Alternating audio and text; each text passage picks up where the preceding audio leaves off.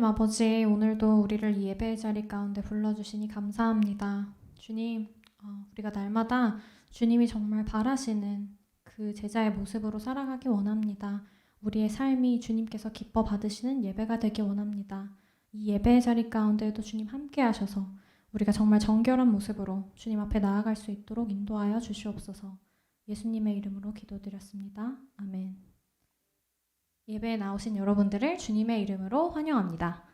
오늘도 우리 마음을 주님 앞에 드리면서 하나님이 가장 기뻐하시는 예배 되도록 우리의 마음을 다해 찬양하겠습니다.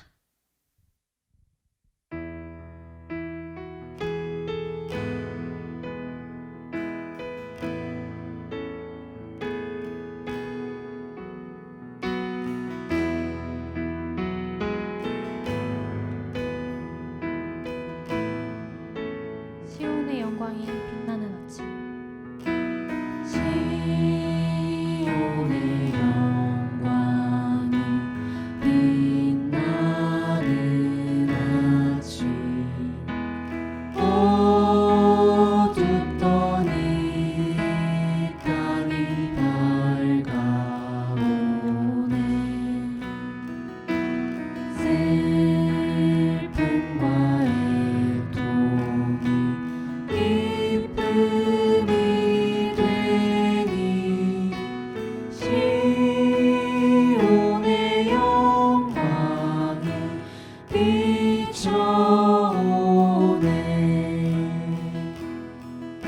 시온의 영광이 시온의 영광이 빛나는 아침 내렸던 종들이 돌아오네 오래전 선지자 꿈꾸던 복을 만민이 다 같이 누리겠네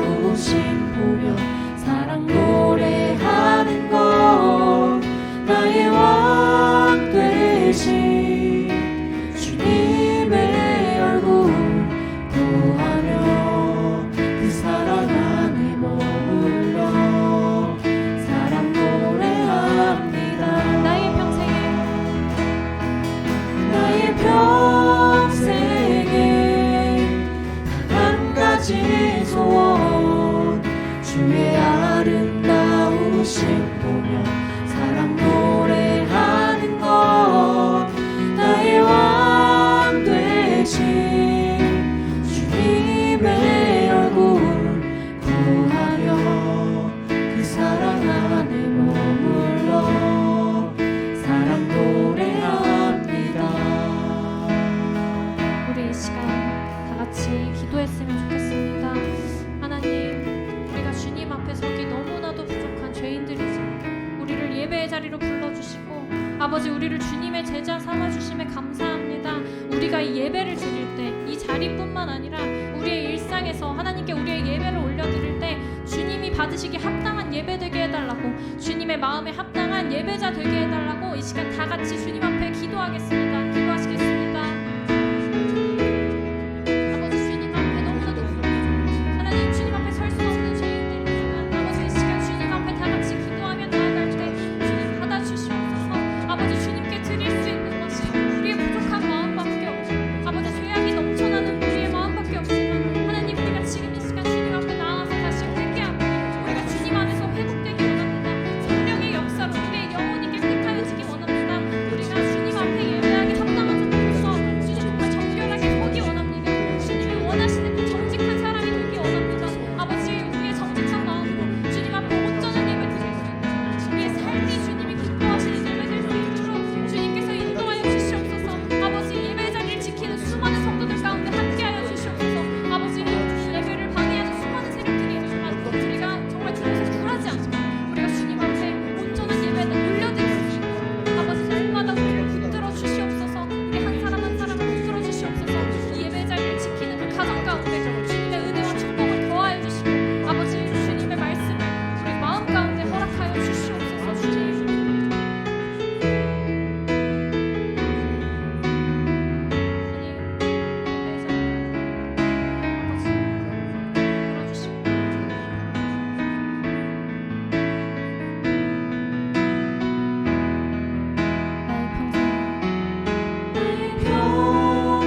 평생에 단 한 가지 소원 주의 아름다우심 보며 사랑 노래하는 것 나의 왕 되신 주님의 얼굴 구하며 그 사랑 안에 머물러 사랑 노래합니다.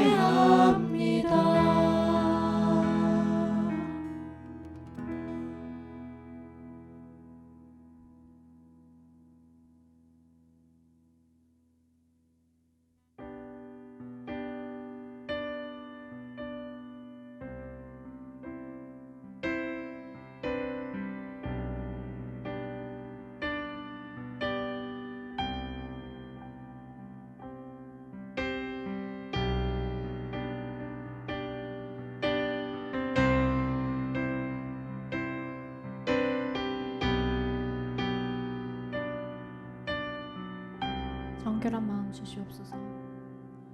정결한 마음 주시옵소서.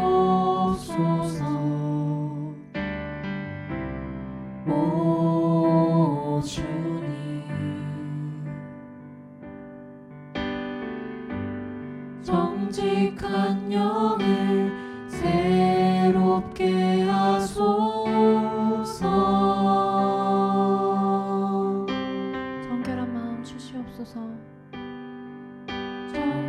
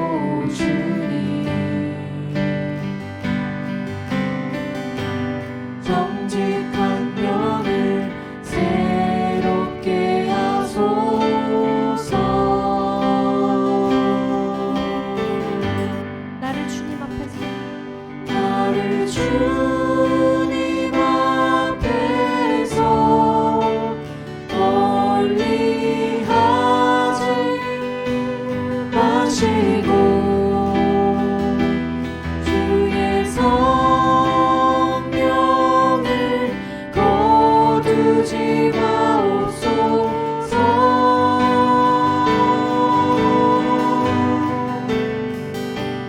그 구원의 기쁨 다시 회복시키시고 변치 않는 것 내 안에 주소서. 나를 주님 앞에서 멀리하지 마시고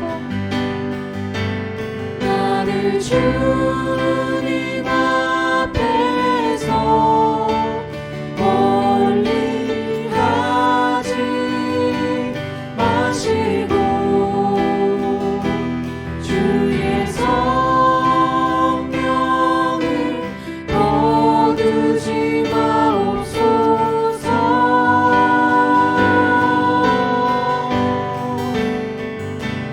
그 구원의 기쁨 다시 회복시키시고 변치 않는 것 내 안에 주소서. 그 구원의 기쁨 다시 회복시켜 주시옵소서. 구원의 기쁨 다시 회복시키시고 변치 않는 맘 내 안에 주소서.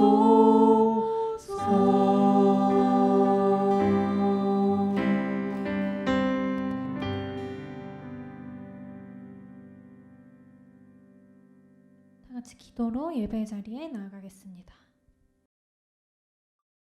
영광과 경배와 찬양을 받으시기에 합당하신 아버지 하나님, 오늘 안식일 여러 예배의 처소에서 주님께 나와 영과 진리로 예배드립니다.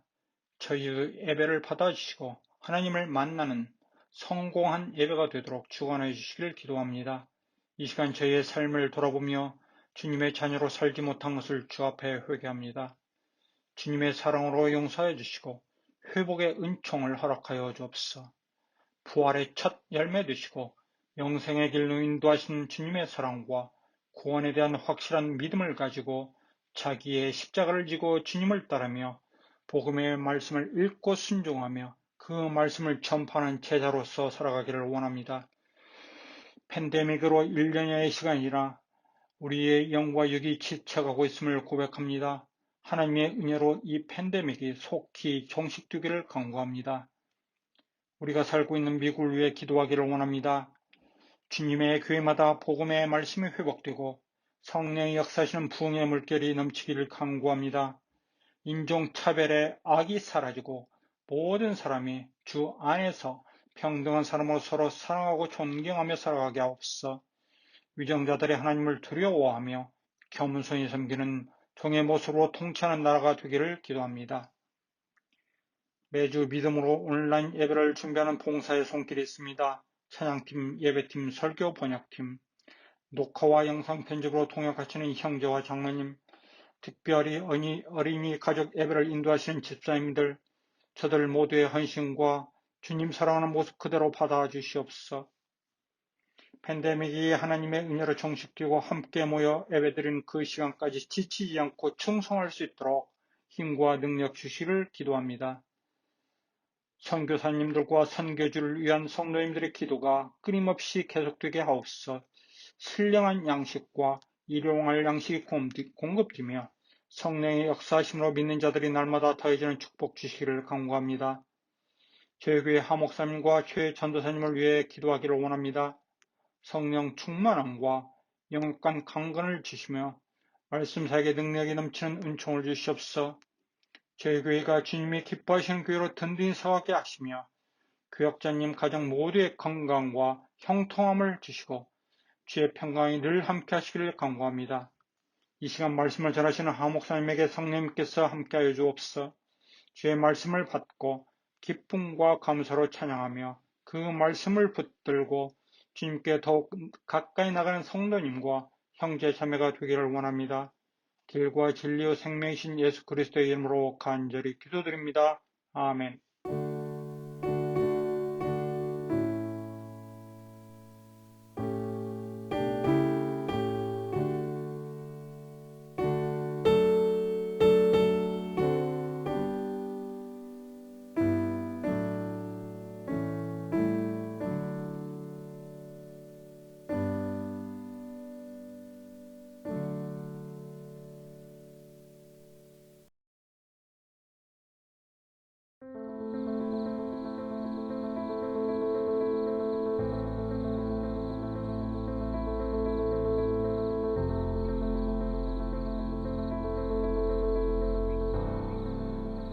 As Jesus spoke to his disciples for the last time, he explained that he would be taken from them to suffer and die.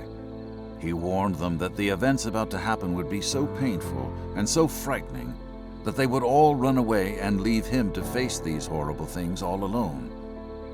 Peter, who had once claimed that Jesus was the Messiah, argued, "Though the rest of them fall away, I will never leave you." But Jesus knew better. "The truth is," Jesus said, "you will deny me 3 times before the rooster crows in the morning." Just as Jesus said it would, the night turned to terror as he was taken away. Peter, trying to follow Jesus at a distance, crouched in the shadows to hide near a warm fire. A young girl looked in his direction and asked, "Weren't you with Jesus?" Peter responded harshly, "I don't know what you mean." Peter quickly got up and rushed away. Later that night, another servant girl recognized Peter and announced, "This man was indeed with Jesus." Peter denied it and said, "I don't know the man." Another person standing nearby insisted, "You are one of them. I recognize your accent." Peter, becoming more and more upset, cried out, "Let me be cursed if I am lying to you. I do not know who you're talking about." When these words left his mouth, the rooster crowed. Remembering what Jesus had said, Peter began to cry bitter tears of hurt and regret.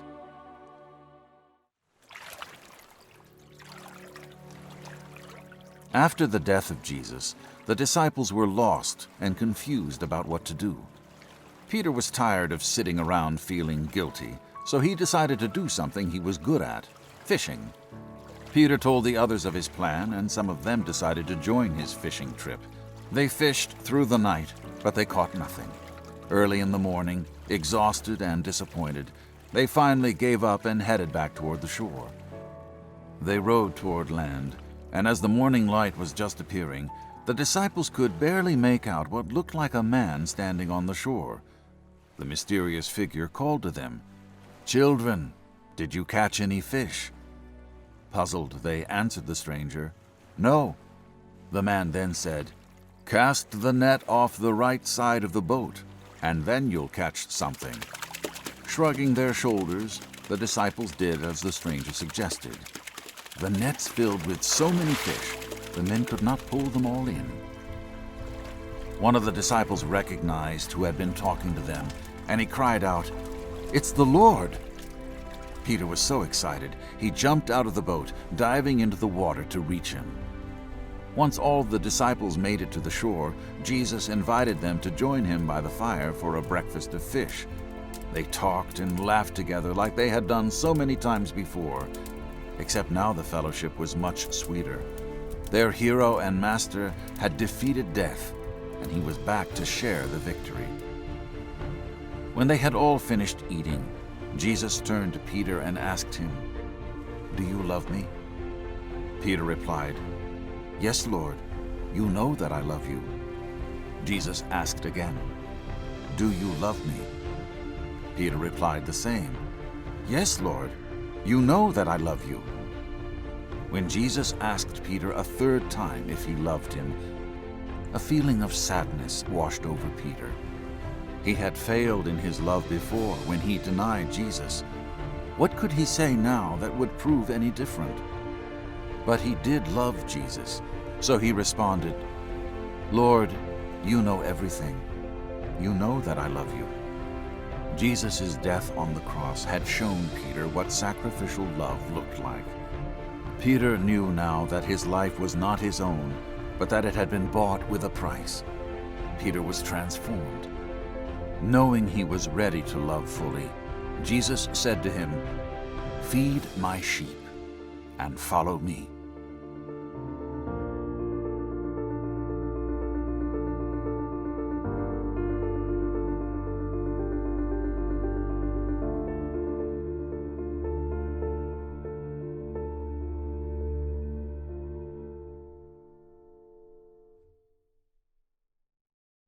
Hello. I wanted to ask you a very serious question. Have you ever said something really mean to your brother or your sister or your parents? When you said it, you probably didn't really mean to say what you're doing, right? You were just saying something to hurt their feelings, not necessarily to be loving or true or accurate. You just felt like you wanted to say something to hurt them. But many times when we do this, we don't really mean it. And once the feelings of anger are gone, we'll feel sorry for what we said or what we did. The night Jesus was taken away, Peter did something that he could have regretted for the rest of his life. But Jesus made sure that he didn't. Let's read from John chapter 21, verses 1 through 17. Afterwards, Jesus appeared again to his disciples by the Sea of Galilee. It happened this way. Simon Peter, Thomas, also known as Didymus, Nathanael from Cana in Galilee, the sons of Zebedee, and 2 other disciples were together. "I'm going out fishing," said Simon Peter. And they said, "We'll go with you." So they went out and got into the boat, but that night they caught nothing. Early in the morning, Jesus stood on the shore. But the disciples did not realize that it was Jesus. He called out to them, "Friends, have you any fish?" "No," they answered. He said, "Throw your net on the right side of the boat, and you will find some." When they did, they were unable to haul the net because of the large number of fish. Then the disciple whom Jesus loved said to Peter, "It is the Lord." As soon as Simon Peter heard this, he wrapped his outer garment around him, for he had taken it off, and jumped into the water. The other disciples followed in the boat, towing the net full of fish, for they were not far from shore, about 100 yards. When they landed, they saw a fire of burning coals. There were fish on it, and some bread.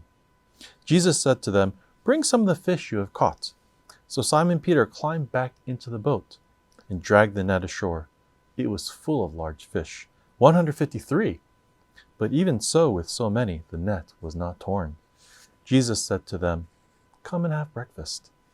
None of the disciples dared to ask him, "Who are you?" They knew it was the Lord. Jesus came, took the bread, and gave it to them, and did the same with the fish. This was now the 3rd time Jesus appeared to his disciples after he was raised from the dead. When they had finished eating, Jesus said to Simon Peter, "Simon, son of John, do you love me more than these?" "Yes, Lord," he said. "You know that I love you." Jesus said, "Feed my lambs." Again, Jesus said, "Simon, son of John, do you love me?"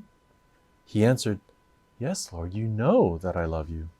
Jesus said, "Take care of my sheep." The 3rd time he said to him, "Simon, son of John, do you love me?" Peter was hurt because Jesus had asked him the 3rd time, "Do you love me?" He said, "Lord, you know all things. You know that I love you." Jesus said, "Feed my sheep." When we do something really bad, when we sin, a terrible sin, it does something to our hearts. We hurt ourselves very badly. It's like if we were to fall down while running and we were to scrape our knee, it would hurt so much.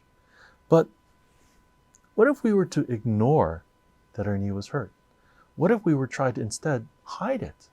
Instead of washing it off and cleaning it with alcohol and then putting on Neosporin to heal it, what if we instead just covered it up and pretended it didn't happen? Well, if we did that, it could get worse. If the skin got infected, the knee could get very much swollen and it would hurt a whole lot more.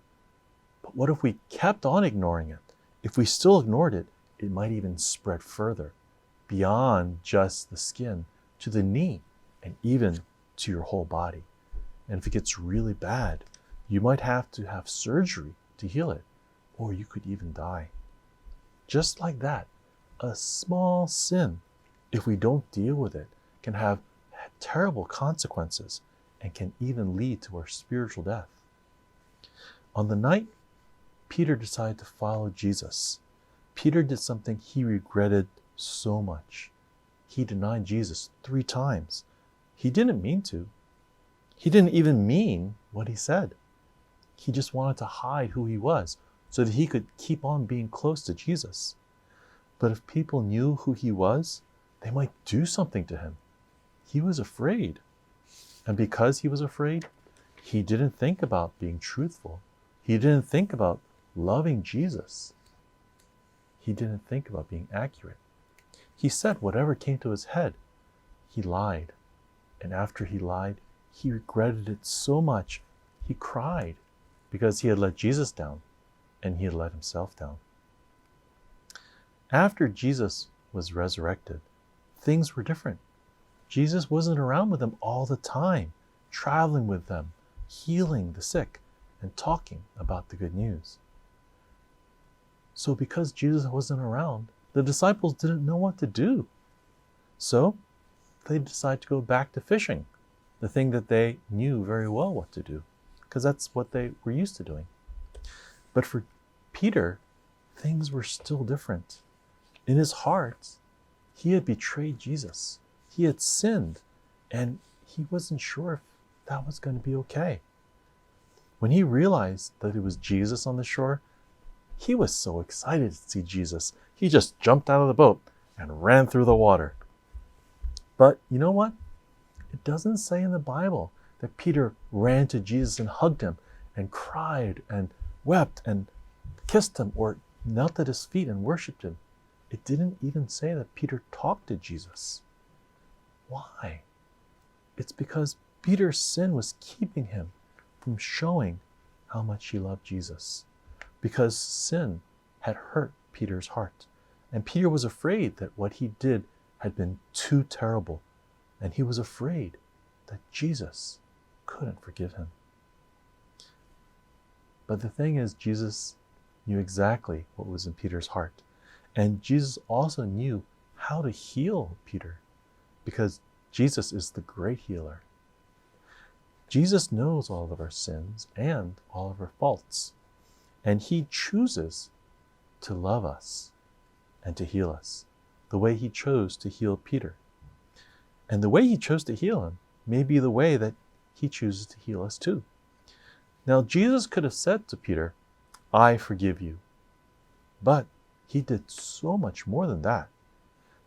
Just as Peter had denied Jesus 3 times, now Jesus has Peter proclaim his love for Jesus 3 times. When Peter declares that he loves Jesus 3 times, Jesus says something amazing in 3 different ways. Jesus says, "Feed my lambs, take care of my sheep, feed my sheep." Jesus wanted Peter not to dwell on the past sins, but if he loved Jesus, to show that love to Jesus' people. When we sin, we should confess our sins, and we should say that we're sorry to Jesus for sinning. But Jesus doesn't want us to keep on staying in that sorrow. Instead, he wants us to move forward. We should love Jesus again. And because we love Jesus, we should serve his people.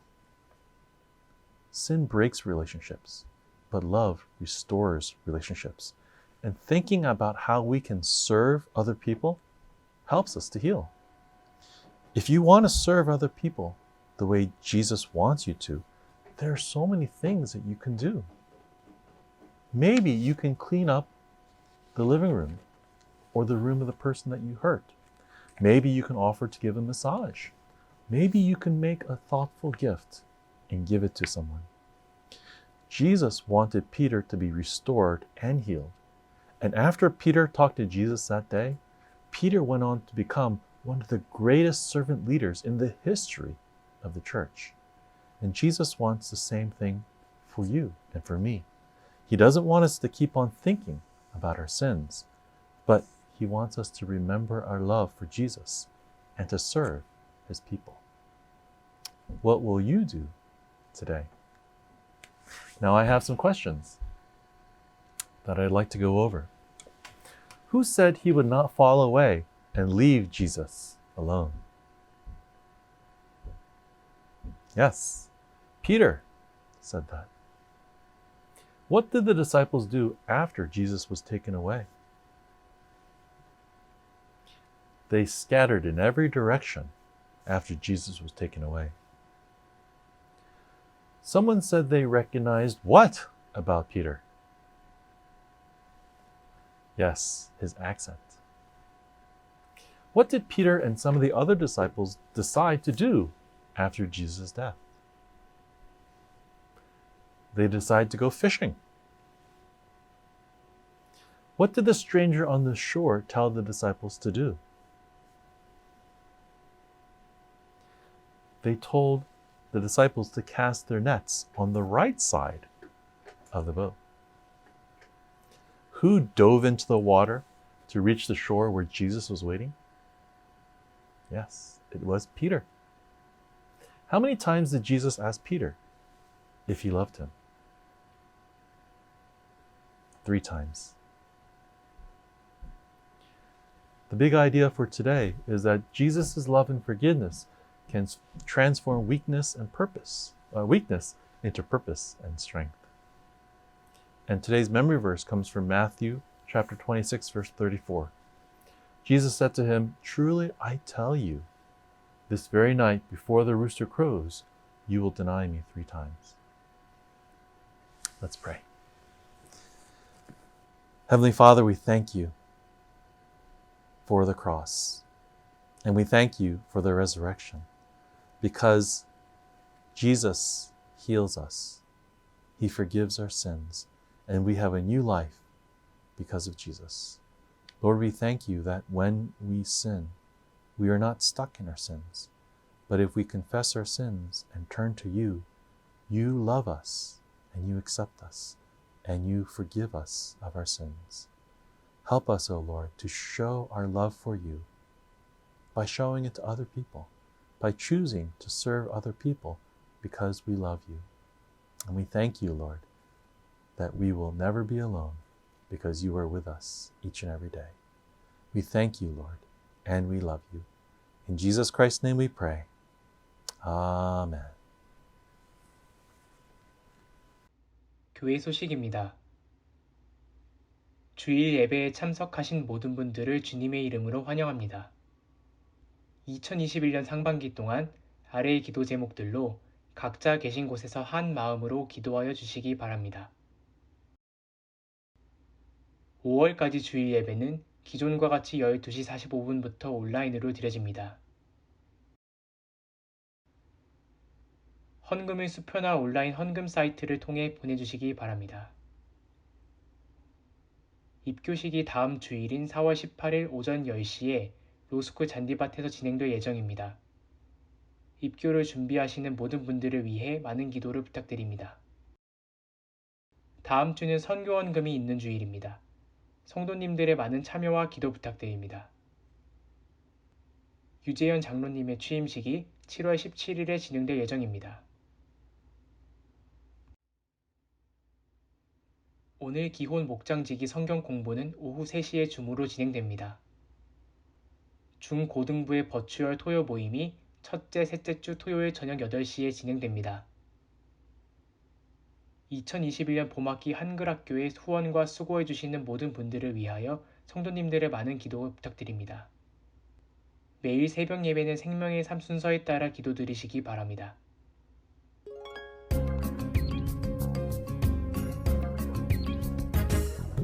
무덤 문을 열고 부활하신 예수님, 세상 모든 사람 구원하신 예수님, 우리를 위해 다시 부활하신 예수님, 모든 이름보다 뛰어나신 예수님, 랄랄랄랄랄랄랄라 부활하셨네. 랄랄랄랄랄랄라 기뻐 노래해. 무덤 문을 열고 부활하신 예수님, 세상 모든 사람 구원하신 예수님, 우리를 위해 다시 부활하신 예수님, 모든 이름보다 뛰어나신 예수님, 랄랄랄랄랄랄라 부활하셨네.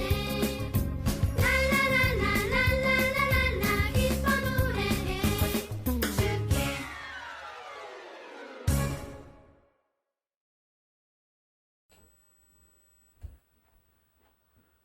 우리 성도님들 한 주간 잘 지내셨는지요? 날씨가 확 달라졌습니다. 우리 지난주에 좋은 소식이 있었는데 나누지 못한 것이 있습니다. 우리 유치부에 에그 헌팅이 있었는데요. 오랜만에 우리 아이들이 만나서 좋은 시간을 가졌습니다. 우리 자녀들은 하나님의 선물입니다. 그리고 우리의 미래입니다. 우리 자녀들을 위해서 계속해서 기도해 주시고 또 담당하시는 우리 교사님들과 전사님을 위해서도 기도해 주시기를 부탁드립니다. 우리 자녀들 입교가 있는데요. 우리 자녀 입교를 하는 우리 부모님들은 우리 자녀들과 미리 한번 시간을 내셔서 구원에 관한 이야기들을 나누시고 또 구원에 대한 확신을 또 심어주는 그 시간을 먼저 한번 가져보시기를 부탁을 드립니다. 오늘 주시는 말씀은 요한복음 3장 1절에서 5절입니다. 요한복음 3장 1절에서 5절 말씀. 그런데 바리새인 중에 니고데모라 하는 사람이 있으니 유대인의 지도자라. 그가 밤에 예수께 와서 이르되 랍비여, 우리가 당신은 하나님께로부터 오신 선생인 줄 아나이다. 하나님이 함께 하시지 아니하시면 당신이 행하시는 이 표적을 아무도 할 수 없음이니이다. 예수께서 대답하여 이르시되 진실로 진실로 내게 이르노니 사람이 거듭나지 아니하면 하나님의 나라를 볼 수 없느니라. 니고데모가 이르되 사람이 늙으면 어떻게 날 수 있사옵나이까? 두 번째 모태에 들어갔다가 날 수 있사옵나이까? 예수께서 대답하시되 진실로 진실로 내게 이르노니 사람이 물과 성령으로 나지 아니하면 하나님의 나라에 들어갈 수 없느니라. 아멘.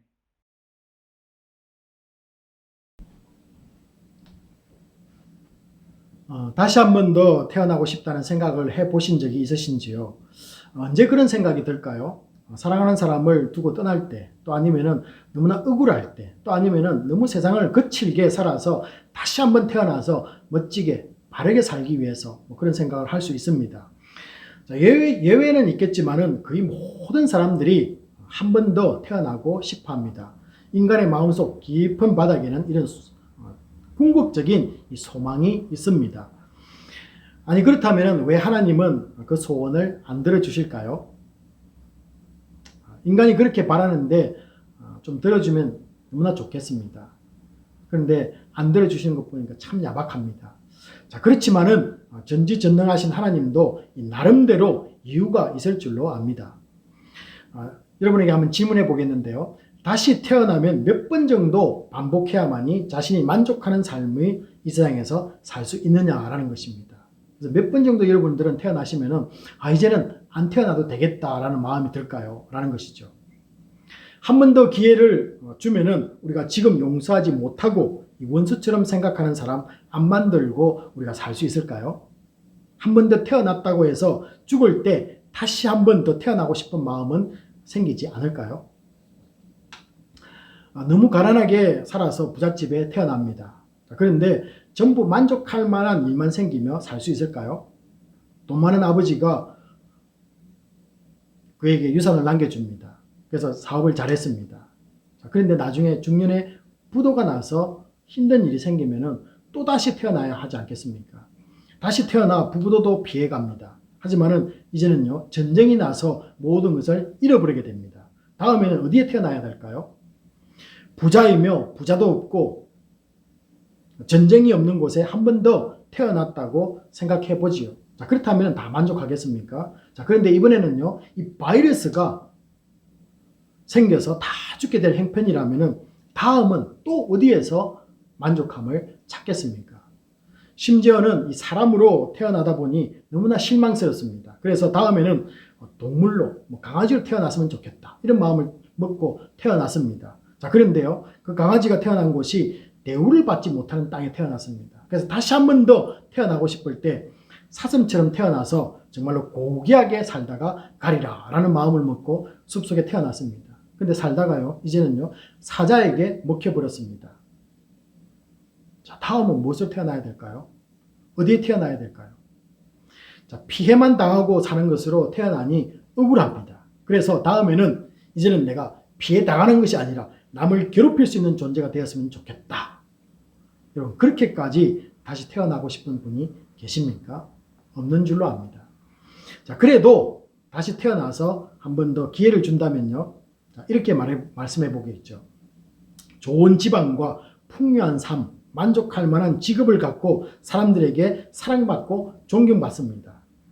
재해도 없습니다. 전쟁도 없습니다. 아름다운 인간관계 속에서 행복하게 죽음을 맞이합니다. 자, 그러면 죽는 순간 그 사람은 만족해 할까요? 정말로 다시 한 번 더 태어나고 살고 싶은 곳은 없을까요? 그런데 그분이 돌아가시면서 이렇게 말합니다.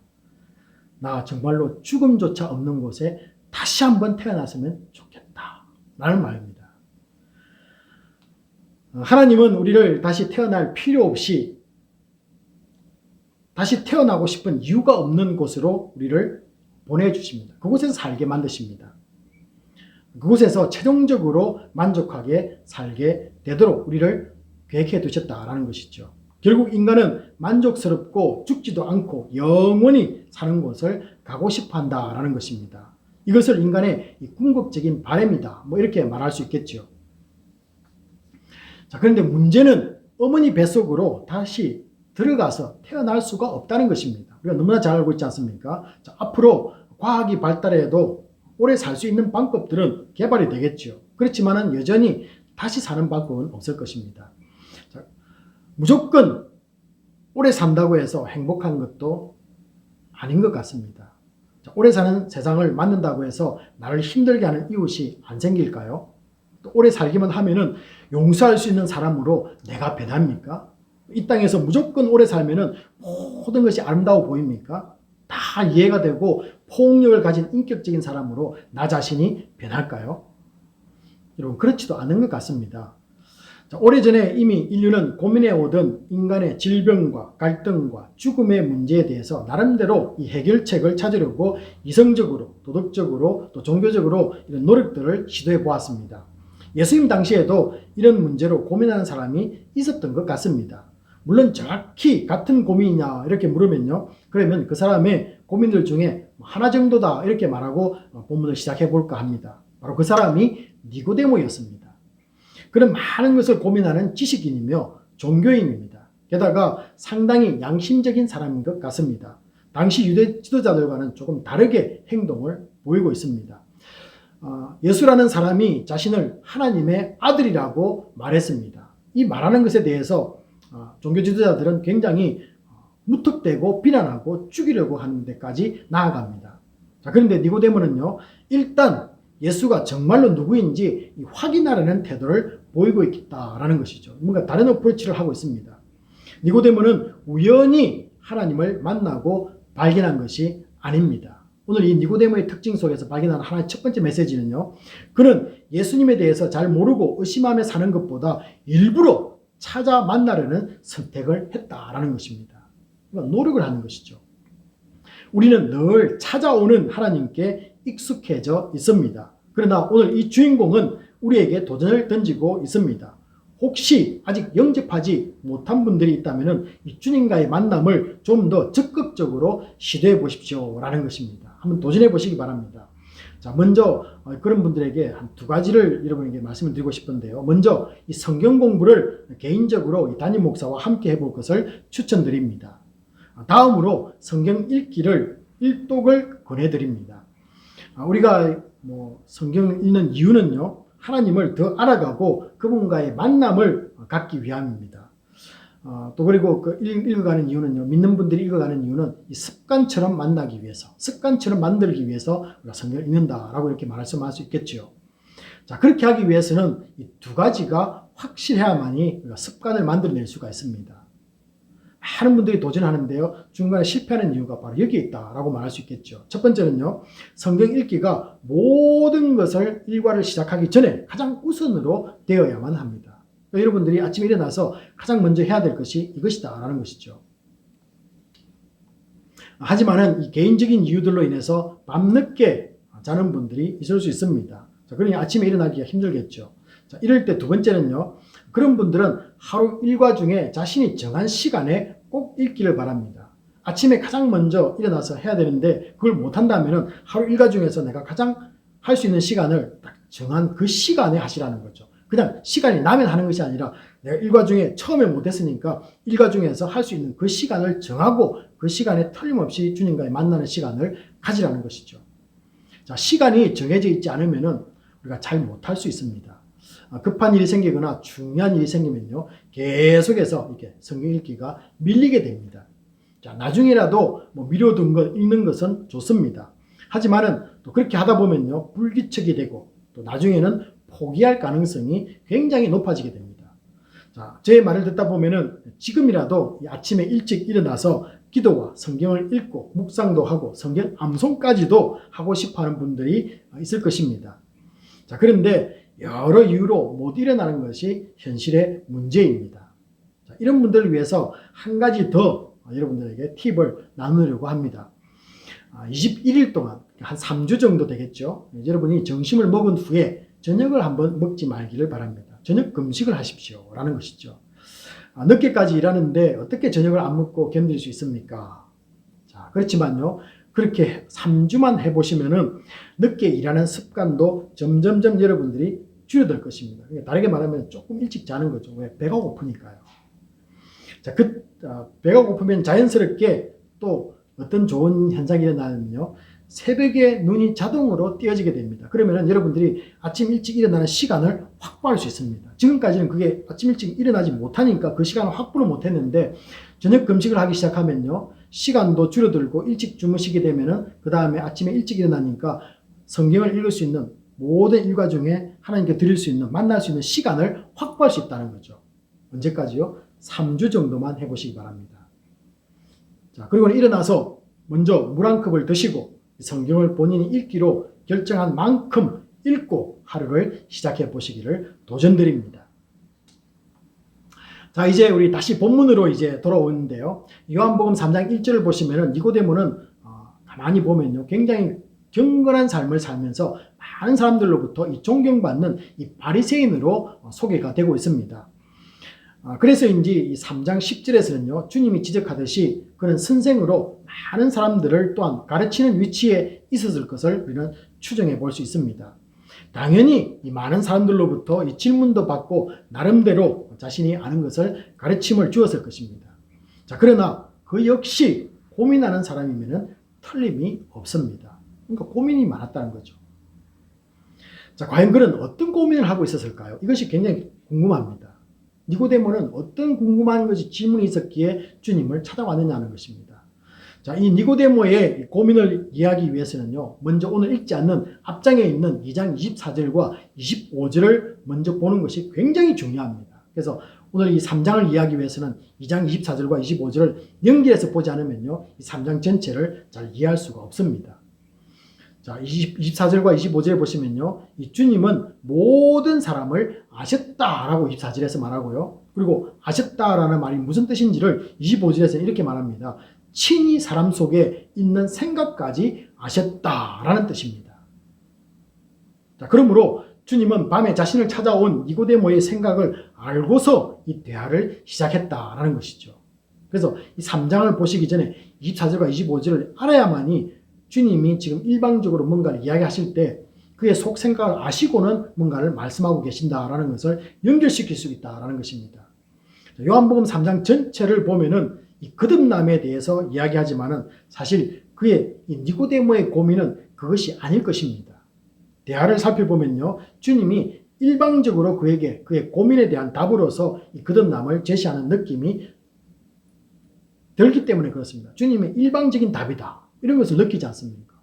니고데모는 전혀 거듭남에 대해서 한 번도 이야기하지 않았습니다. 근데 바로 말씀이 끝나자마자 주님은 그냥 예수님의 생각을 막 쏟아내시는 거죠. 이 3장 2절을 보시면요, 니고데모가 이렇게 예수님과의 말을 시작합니다.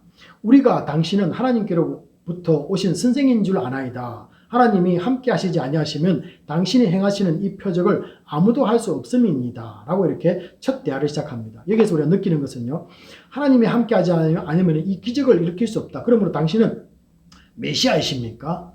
자, 메시아라면 당신이 이룰 메시아의 왕국은 어떤 세상입니까? 이걸 내가 듣고 싶은데요. 이렇게 질문을 그 속에 함축시키고 있는 거죠. 주님은 그걸 캐치했다는 것입니다. 자, 그의 말이 끝나자마자 이 3장 3절을 보시면요, 주님은 엉뚱하게 무슨 대답을 하십니까? 하나님 나라를 언급합니다. 전혀 메시아라는 말이 없습니다. 자, 2장 25절에서 사람의 속에 있는 것을 아셨다는 말과 이 3장 3절에 하나님 나라를 한번 연결해서 생각해 보시면요, 예수님은 그가 고민하고 있는 것을 답으로 제시한다는 것을 알 수가 있습니다. 자, 메시아가 이 땅에 오면은 평화를 가져오고 또 하나님을 예배하는 세상으로 만들 것이라는 것, 대부분 당시의 사람들이 알고 있던 신앙관이었습니다.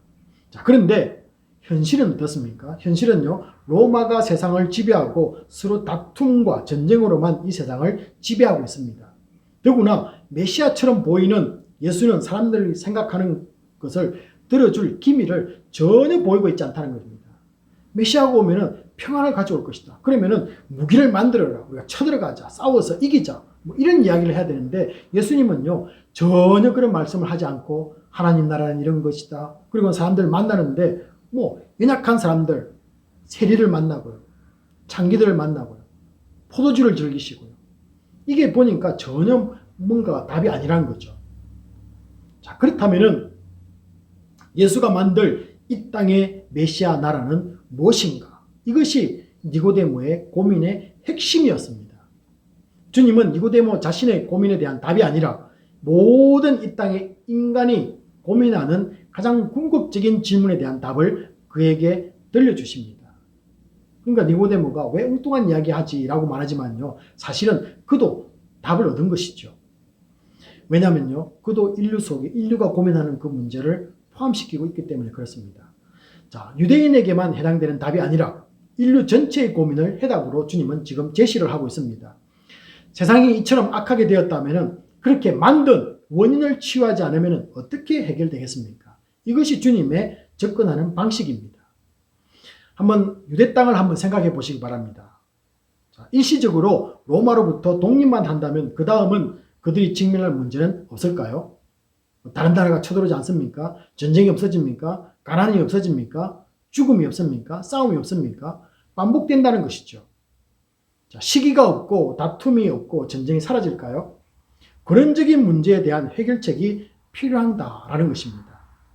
자, 그래서 주님은 이 메시아 왕국이 아닌 하나님 나라를 제시합니다.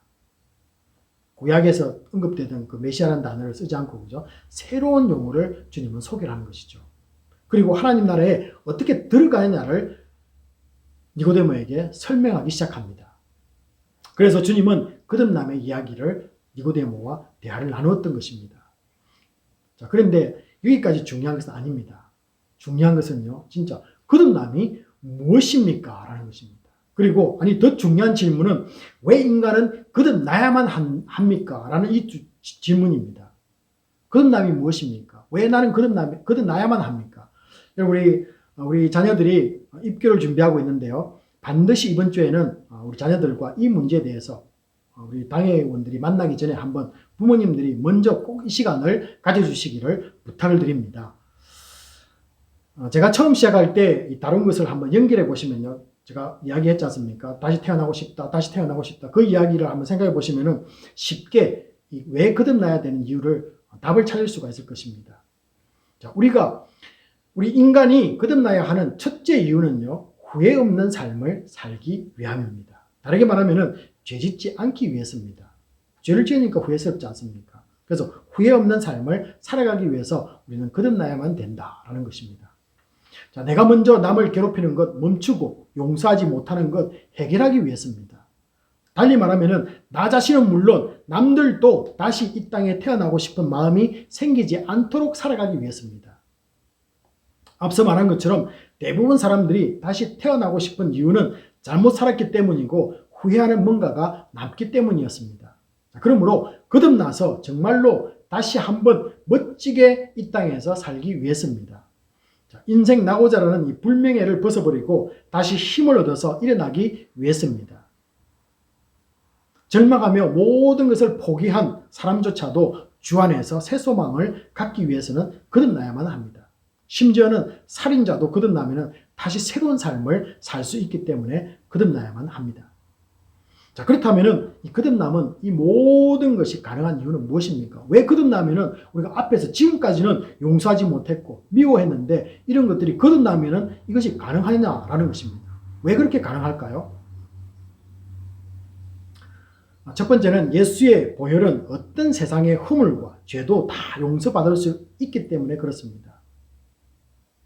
우리가 죄를 짓지 않습니까? 그런데요, 이 거듭남은 죄를 주님 앞에 고백만 하기만 하면 다시 깨끗해지는 이 시스템이 우리에게 갖춰져 있다. 제가 전에도 말씀드렸지 않습니까?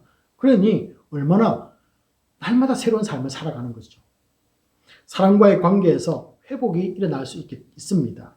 자, 그러니 얼마나 세상이 아름다워 보이겠습니까? 자연스럽게 예수 믿고 변화된 뒤에 누리는 이 기쁨을 타인도 맛보는 세상이 되도록 노력하지 않겠습니까? 전도하지 않겠습니까? 전하고 싶지 않겠습니까? 서로가 살맛이 날 것입니다. 야, 거듭나 보니까 나도 좋다. 당신도 좋지요. 또 한 번 또 다른 곳에 전할까요? 얼마나 이 아름다운 세상으로 바뀌겠습니까? 이것이 악한 세상을 근본적으로 치유하는 방법입니다.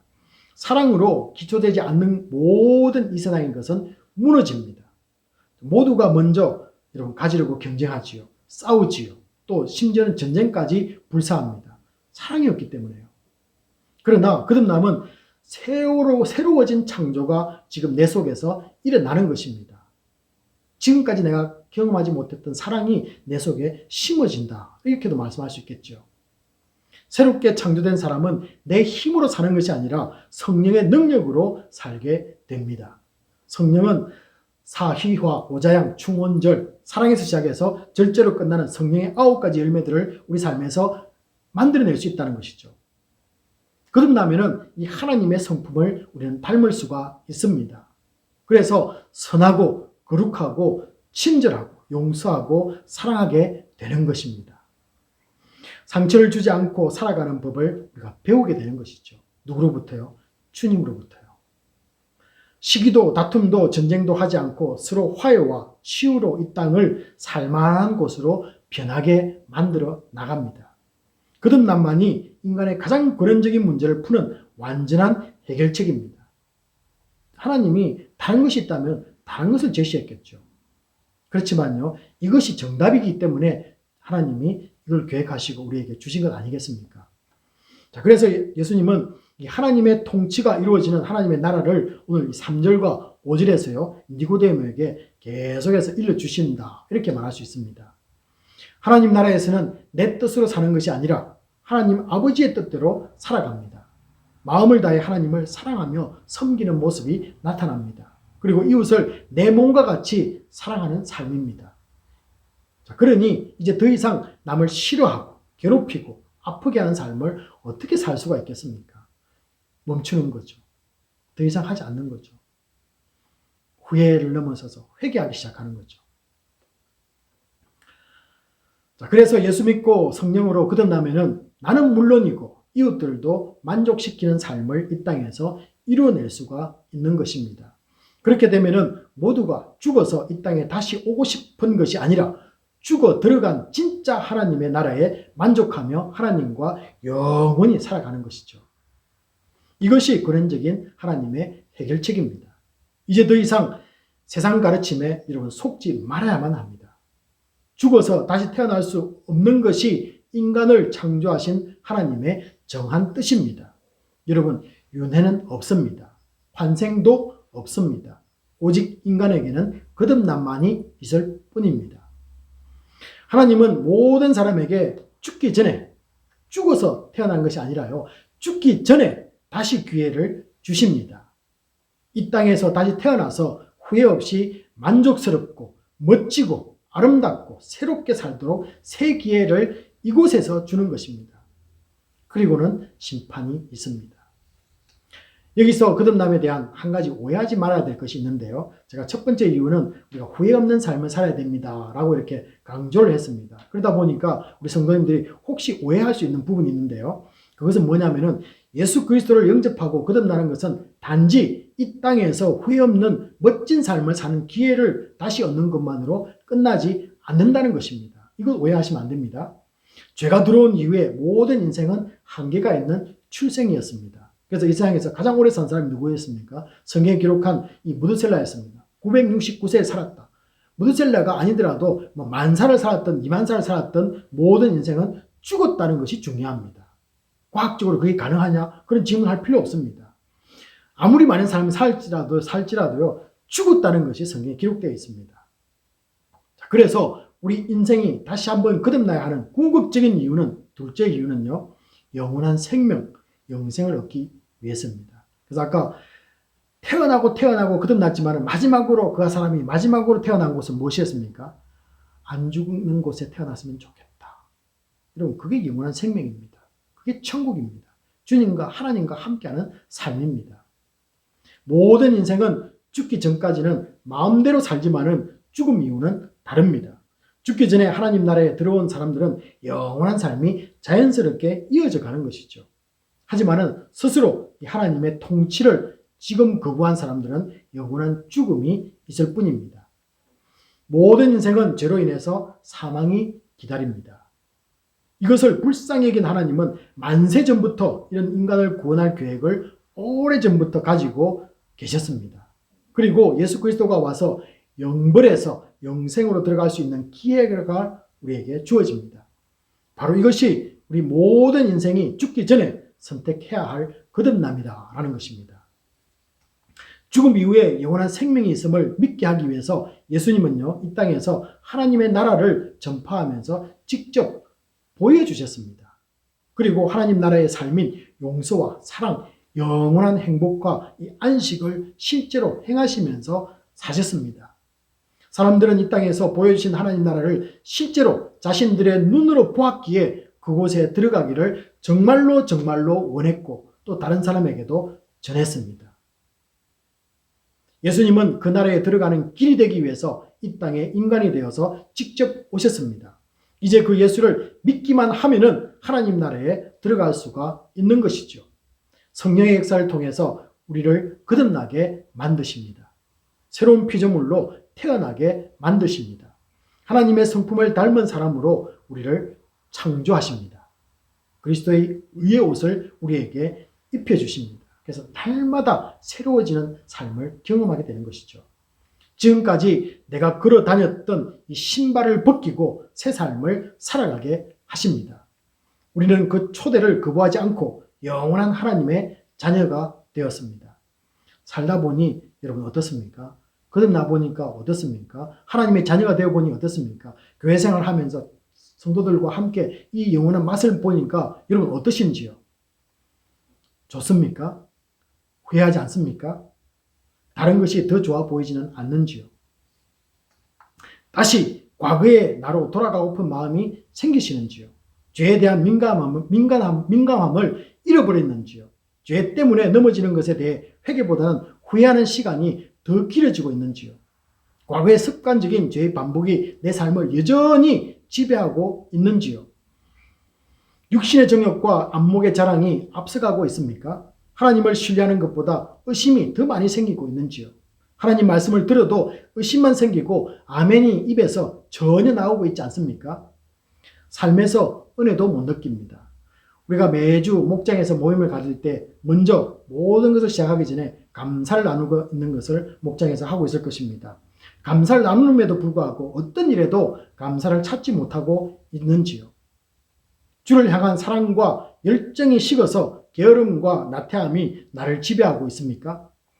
기도의 자리가 힘들고 섬김이 너무 부담스럽게 느껴지는지요. 그렇다면 거듭난 사람이 아닐 가능성이 높습니다. 여러분, 거듭남은 완전한 변화이기 때문에 그렇습니다.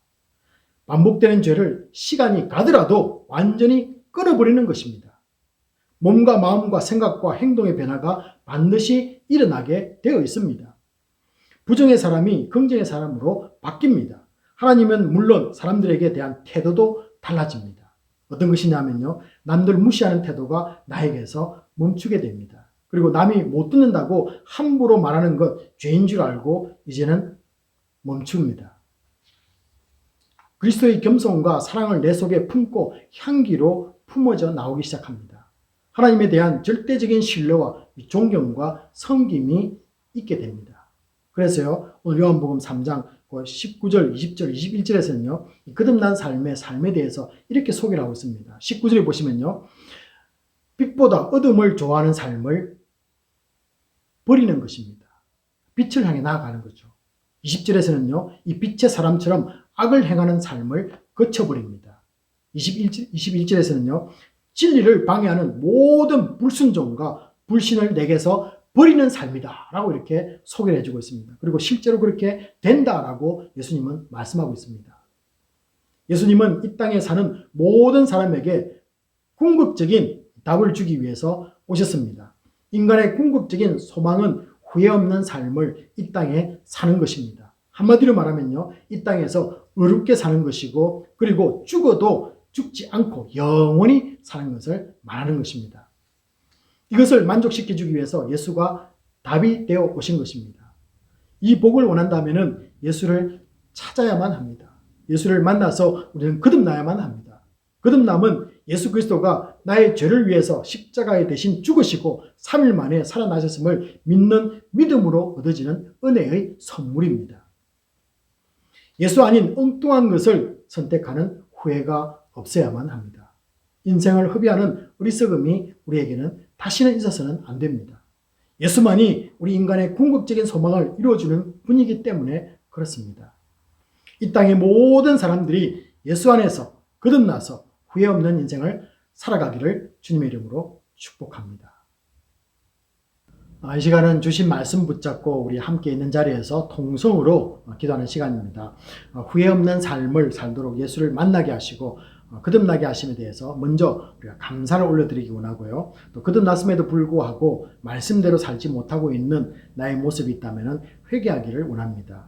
그리고 거듭난 사람답게 주님 닮는 삶을 살기 원합니다. 라고 이렇게 우리 같이 한번 기도하도록 하겠습니다.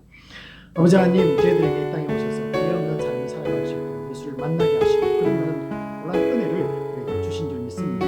그럼에도 불구하고 우리는 거듭난 삶을 살아가지 못하고 주님 말씀대로 살지 못하고 우리의 삶을 돌아가고 완전히 생각을 주님 용서해 주시고 이 모습을 회개하고 주여 함께 해주셔서 극복할 수 있고 이겨낼 수 있는 힘과 능력을 허락해 주시고 예수 그리스도를 닮는 예수를 닮는 거듭난 삶을 살아가시고 주시옵소서.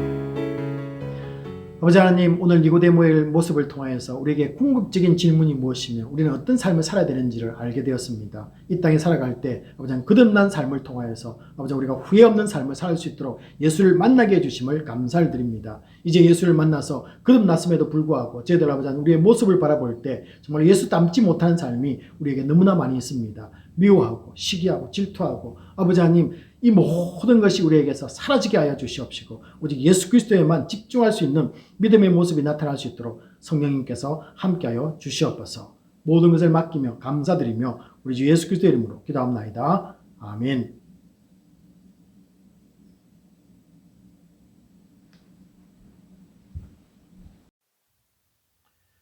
있는 자리에서 다들 일어나 본 기도와 축도로 예배를 마치도록 하겠습니다. 부활신앙을 가지고 희망과 소망을 품기 원합니다. 때로는 힘들고 어려운 시련과 고난이 다가와도 넉넉히 이겨낼 줄 믿습니다. 연약한 분들에게 강함을 주시고 치유와 회복의 은혜를 허락하여 주시옵소서. 우리 삶을 영위할 터전을 주시고 강건함으로 지켜주심에 감사를 드립니다. 오늘도 주님 앞에 성도님들의 드림이 있습니다. 하나님 나라와 복음 사역을 위해 귀하게 사용되기를 원합니다. 우리 삶에 부족함이 생기지 않게 늘 물질적, 정신적, 영적인 충만함을 허락하여 주시옵소서. 지금은 우리 주 예수 그리스도의 은혜와 지극하신 하나님 아버지의 사랑하심과 성령님의 감동감화 위로하심이 거듭난 삶을 살아가는 모든 심령들 위해 지금부터 영원히 함께 있을지어다. 아멘.